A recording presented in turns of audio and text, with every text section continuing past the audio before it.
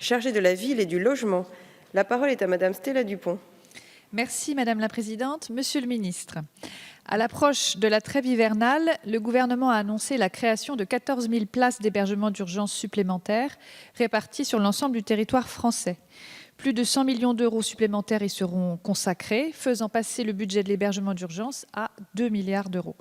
Ce dispositif d'ampleur est similaire à celui de l'an dernier et doit atteindre son plein régime en cas de grand froid. Le principe d'inconditionnalité de l'accueil impose la recherche d'une solution en tenant compte du nombre de places disponibles et en fonction de la vulnérabilité des personnes concernées. Une attention toute particulière est portée aux publics prioritaires que sont les personnes vulnérables, comme les femmes victimes de violences ou les familles avec enfants en bas âge. Le dispositif Grand Froid doit donc permettre d'augmenter le nombre de places en France et de faire face à des situations de tension que connaissent les services de l'État, les collectivités et les associations gestionnaires qui font tout leur possible, comme les associations qui interviennent aussi en complément de ces gestionnaires. Ces nouvelles places sont ouvertes en cas de grand froid et sont temporaires. Elles viennent s'ajouter aux 146 000 places d'hébergement disponibles toute l'année. Il s'agit bien sûr d'un effort positif alors que le nombre de personnes qui se retrouvent à la rue croît et croît de façon sensible au vu des mesures recueillies par le 115. Dans mon département, Monsieur le Ministre, le Maine-et-Loire, je constate que malgré les efforts des services de l'État et de l'ensemble des acteurs, tous les soirs, il y a des appelants au 115 pour lesquels aucune solution n'est trouvée, dont parfois des familles, des enfants, des femmes enceintes. Le Maine-et-Loire dispose de 524 places d'hébergement d'urgence. Sont également mobilisées des places d'hôtel pour plus de 100 personnes. Et malgré ces moyens, c'est environ une vingtaine de personnes qui, chaque jour, se retrouvent à la rue, et donc une vingtaine de places qui semblent manquer pour répondre aux besoins de la ville d'Angers. Monsieur le ministre, pouvez-vous nous indiquer combien des 14 000 places prévues dans le plan hivernal seront fléchées vers le Maine-et-Loire, et bien entendu s'il y aura concertation régulière avec les associations. Également, pouvez-vous m'indiquer, s'il vous plaît, combien de ces 14 000 places seront pérennisées après le 31 mars 2020 et comment seront-elles réparties? Pour rappel, ce sont 6 000 places l'an dernier qui ont été pérennisées. Enfin, et plus globalement, qu'est-il prévu pour les grands exclus, ces sans-abri qui ont renoncé à appeler le 115 pour demander un hébergement? Et j'ai visité tout récemment une pension de famille à Angers, gérée par Adoma. Et il s'agit vraiment d'un dispositif de logement accompagné extrêmement intéressant pour les personnes qui y vivent et pour l'État relativement peu coûteuse, même si des évolutions seraient certainement à apporter. Ces pensions de famille, Monsieur le Ministre, ont-elles vocation à se développer? Et bien entendu, pour ce qui concerne l'Anjou, ont-elles vocation à se développer en Anjou? Je vous remercie.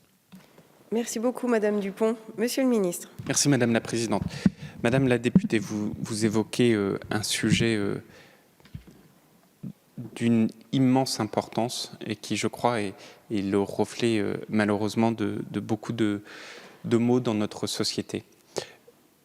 On n'est jamais à la rue par choix. La rue, elle tue. La rue, elle tue beaucoup. Elle tue l'hiver, elle tue l'été. Et personne ne peut accepter dans notre société, personne, qu'au moment où je vous parle, ce sont des femmes et des enfants qui dorment à la rue.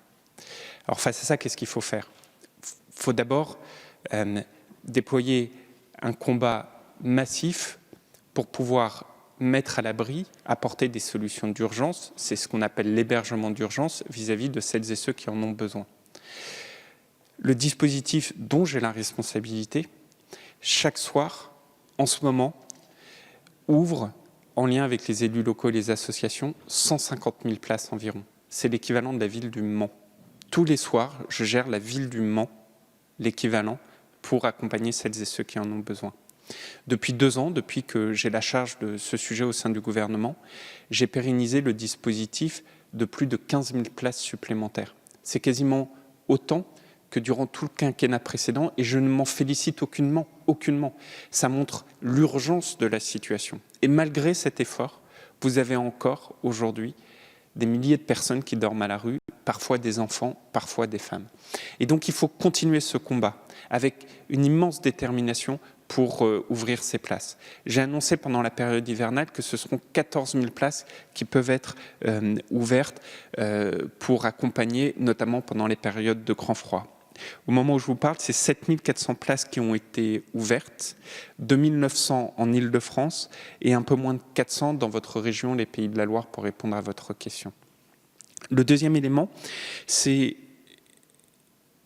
et vous le mettez en avant par ce formidable dispositif que sont les pensions de famille, c'est de dire face à l'hébergement d'urgence, face à l'urgence de la situation, il faut aussi toujours apporter des solutions pérennes, c'est-à-dire essayer de sortir les gens de l'hébergement d'urgence pour leur donner un vrai logement, une vraie adresse, un vrai toit.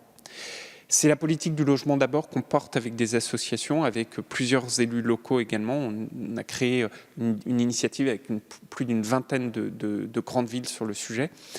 L'année dernière, par cette politique, on a réussi à sortir 70 000 personnes d'un habitat précaire, soit la rue, soit un habitat très précaire.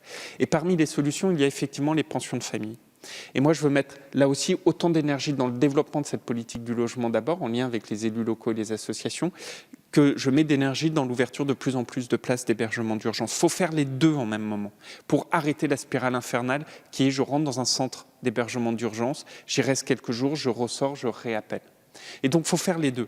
Et dans le budget que vous avez adopté, c'est 100 millions d'euros qu'on met sur ces deux jambes supplémentaires pour pouvoir accompagner, accélérer, notamment en fléchant une partie de ces financements sur les pensions de famille, mais il y a d'autres dispositions.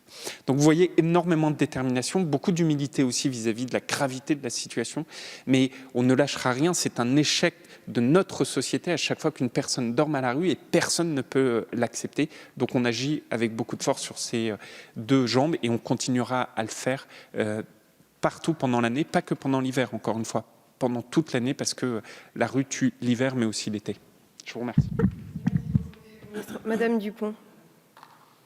Je vous remercie pour ces éléments nationaux et puis régionaux, puisque 400 places grand froid ouvertes d'ores et déjà en Pays de la Loire. Donc je suis intéressée par le dispositif angevin, puisque la problématique est surtout angevine. Et sur les pensions de famille, je pense que c'est un dispositif effectivement qui répond aux aspirations, en tout cas des personnes que j'ai pu rencontrer et qui vivent dans ces structures, qui apportent sérénité, qui donnent une place à chacun. Et je souhaite effectivement, et je vous accompagnerai pour développer ce type de dispositif. Je vous remercie. Madame